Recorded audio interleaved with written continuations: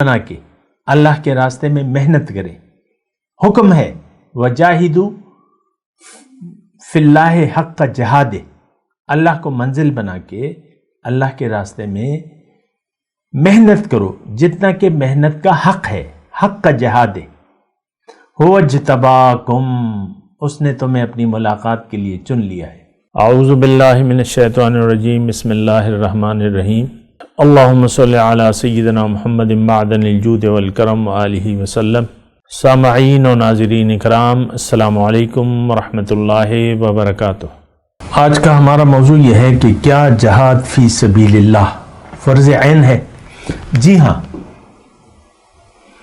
ہر چیز سے دیکھیں، یہ جہاد فی سبیل اللہ جو ہے یہ ہر چیز سے مقدم ہے، اور جہاد فی سبیل اللہ کے لیے پہلے تو آپ کو نیت کرنی ہوگی، آپ کو معلومات ہونی چاہیے کہ جہاد فی سبیل اللہ ہے کیا، اس کی ضرورت کیا ہے، اور میرے لیے اس کی کیا اہمیت ہے۔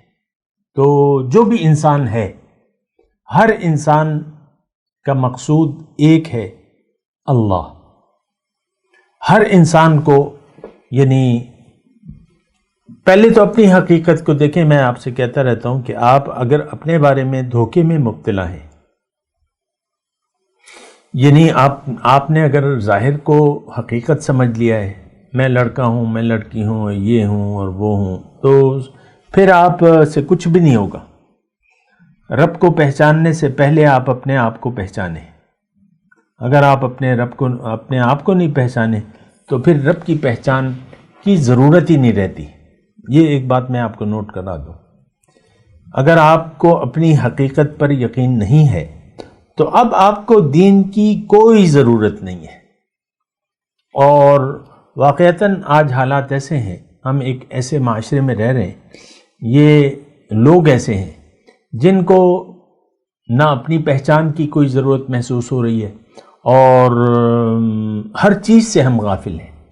ہمارے بارے میں تو بالکل کلیئر ہے کہ دنیا کا دھوکہ ہمیں لگ گیا ہے، دنیا اب ہماری منزل ہے، ہم خود اور اپنی آل اولاد کو بھی دنیا کے راستے پر ڈالتے ہیں اور ان کو دنیا کے لیے تیار کرتے ہیں۔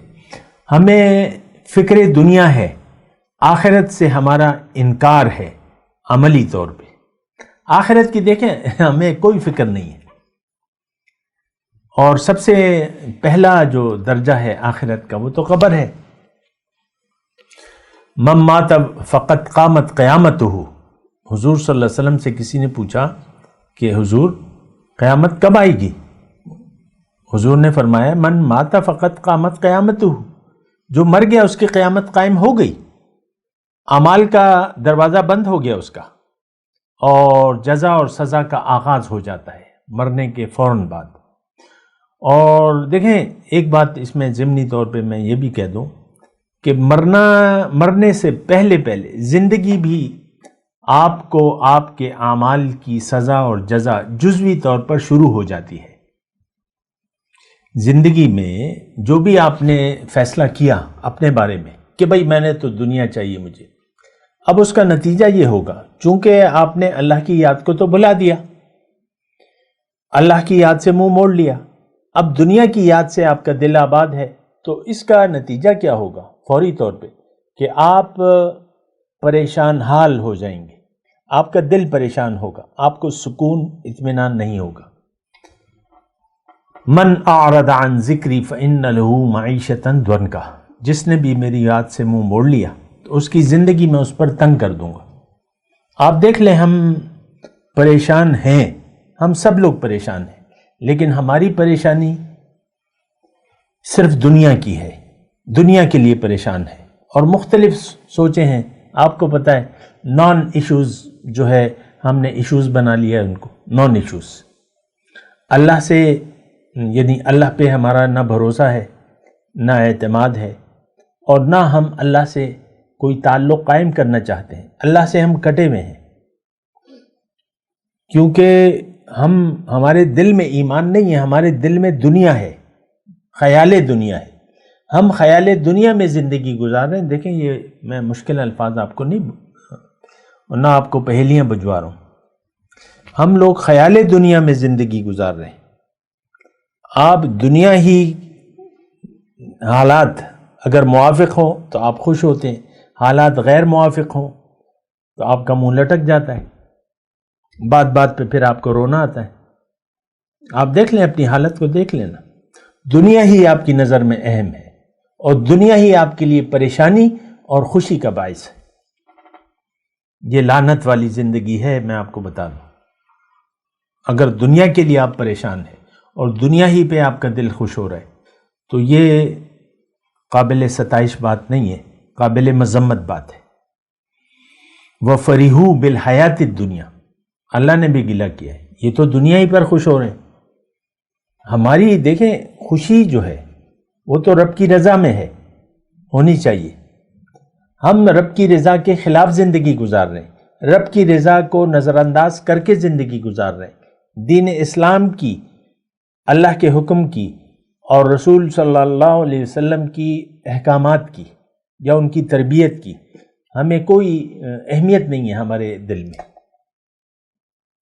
ہم ساری زندگی اپنی مرضی سے گزار رہے ہیں۔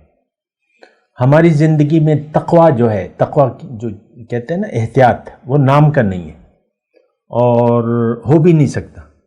اور یہ ایک جملہ نوٹ کر لیں کہ اگر آپ کی منزل اللہ نہیں ہے اور آخرت پر آپ کا یقین نہیں ہے، جیسے کہ نہیں ہے ہمارا، یہ اس خوش فہمی میں نہ رہیے گا کہ آخرت پر ہمارا یقین ہے۔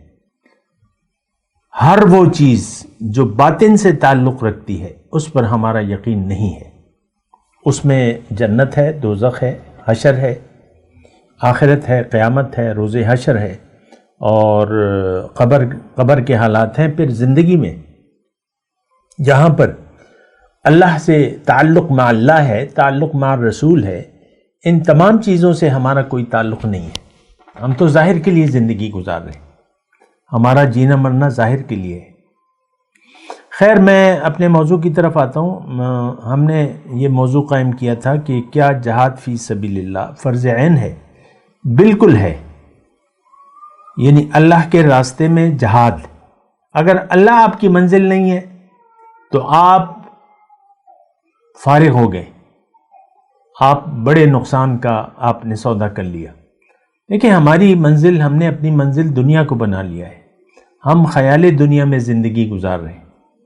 آپ اپنی سوچوں کو تو دیکھیں نا، آپ اپنی پریشانیوں کو دیکھیں، اپنی خوشیوں کو دیکھیں، اپنی توقعات، اپنی امیدیں، ان سب کا ہمارا تعلق جو ہے وہ ظاہر سے ہے۔ فَأَعْرِضْ عَمَّنْ تَوَلَّىٰ عَنْ ذِكْرِنَا وَلَمْ يُرِدْ إِلَّا الْحَيَاةَ الدُّنْيَا۔ اے نبی، اس شخص سے آپ اپنا رخ پھیر لیجئے، رحمت کی نظر ہٹا لیجئے، جو پھر گیا میری یاد سے، اب نہیں چاہتا یہ صرف دنیا کی زندگی۔ تو یہ ہم سب کا حال ہے۔ جہاد فی سبیل اللہ فرض عین ہے۔ ہم اسی لیے آئے ہیں کہ اللہ کو منزل بنا کے اللہ کے راستے میں محنت کریں۔ حکم ہے وَجَاهِدُوا فِي اللَّهِ حَقَّ جِهَادِهِ، اللہ کو منزل بنا کے اللہ کے راستے میں محنت کرو جتنا کہ محنت کا حق ہے، حق کا جہاد ہے۔ هُوَ اجْتَبَاكُمْ، اس نے تمہیں اپنی ملاقات کے لیے چن لیا ہے۔ مَا جَعَلَ عَلَيْكُمْ فِي الدِّينِ مِنْ حَرَج، دین میں تنگی نہیں ہے۔ بہرحال میں آپ کو یہ کہہ رہا ہوں، دیکھیں یہ موضوع میں نے جو قائم کیا ہے جہاد فی سبیل اللہ فرض عین، میرے خیال میں آپ نے نہ کبھی یہ سنا ہوگا نہ پڑھا ہوگا، جتنی میری معلومات ہے۔ میں تو کہہ رہا ہوں فرض عین ہے، ہم آئے اس لیے ہیں، ہم آئے یہاں تمہارے لیے۔ تو زندگی تو اللہ تعالیٰ نے اسی لیے دی ہے کہ ہم اس کے راستے میں اس کو منزل بنا کے جد و جہد کریں، محنت کریں۔ پھر محنت کی پھر اقسام ہیں اور اس میں جہاد بالمال ہے، جہاد بالنفس ہے، جہاد اطاعت میں ہے، مختلف اقسام ہیں اس کی ہم بات کرتے ہیں ایک وقفے کے بعد۔ وآخر دعوانا الحمدللہ رب العالمین۔ مولاي صل وسلم دائما ابدا على حبيبك خير الخلق كلهم